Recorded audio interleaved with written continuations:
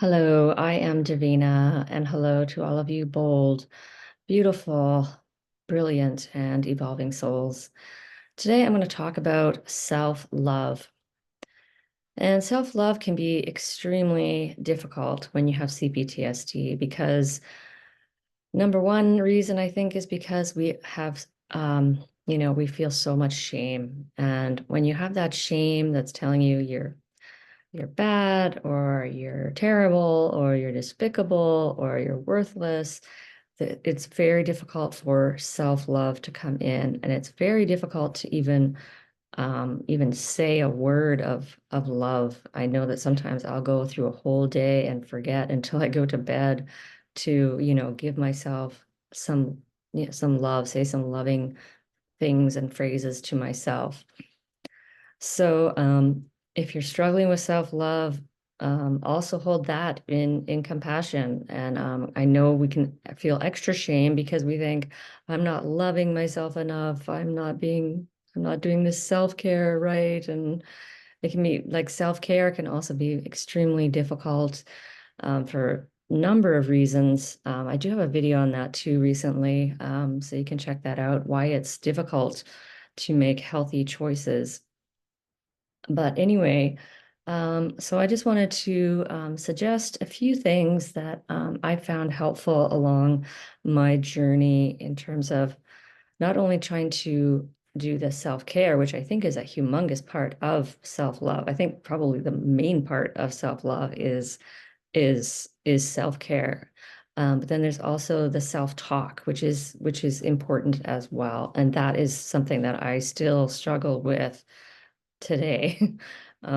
So I'm going to share with you a few things. One thing I came across last night is that when I'm feeling the shame, which is always, is to say a phrase like, I feel ashamed that.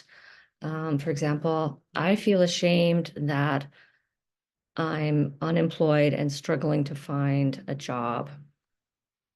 And then when you can counter that with, I love you even when.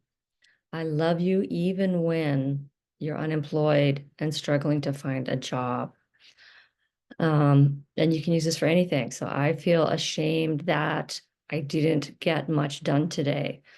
And you can say, I love you. I love you even when you don't get much done. It's okay. I still love you. And so that phrase, like, I love you even when, it just gives you unconditional love, which is something you never got from your narcissistic parents. And yeah, just in any situation, I love you even when you're feeling angry. I love you even when, you spend most of the day in bed. I love you even when, you're scrolling on your phone all day, or whatever. I love you um, even when you're dissociated, like all these things. And another thing I wrote down is a few of my favorite phrases of love. And of course, you might have your own, but I just wanted to share mine. I love you exactly as you are. Of course, this is a pretty common one. Again, just giving that unconditional love. I love you for who you are. That one, I don't know, this gives me sometimes a real sense of peace. So you can play around with different phrases, see what feels right for you, what your inner child maybe likes to hear. I love you through and through. I delight in your beingness. You have nothing to prove to me. I love that one recently. You have nothing to prove to me. Another thing that you can do to encourage a little bit more like loving thoughts and loving self-talk is using apps. And a couple that I have used, one of them is called Bright Notes, and you can actually send messages to yourself, in the future. So one will just like pop up on your phone randomly. It'll say, I love you, Davina, or you're doing great, or whatever. I found that really useful, that app.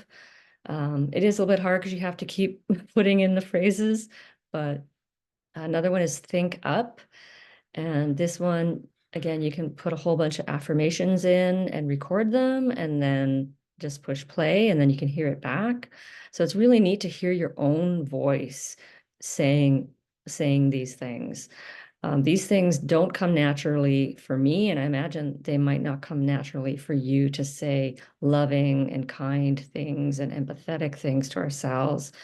And so if it, so we can sort of build things into our life to make it almost like part of a self-care routine, and that's another thing you can do is, and something I've just been pondering is like, how can I get it into my day? So I know when I get up in the morning, I will hug my knees and I'll say, I love you. And sort of gently kind of get out of bed, take my time. And then at the end of the day, I'm trying to also make that, like when I get into bed, to like say some like loving, compassionate phrases to myself. And so when we pick out maybe some times or some things in our day where we can attach self-love to that, like even if it's like every time I'm brushing my teeth, I can look in the mirror and say, I love you, or you're beautiful, or whatever seems like natural for you. So to build that into our routines again, to make it hopefully more natural. I feel like the only way it really will become natural is when the shame has reduced enough that it just becomes part of our being, I think. And then maybe, I don't know, I feel like self-love thinking won't even be necessary because it'll just be who, like you'll just feel that like a child, like a child doesn't have to be like positive.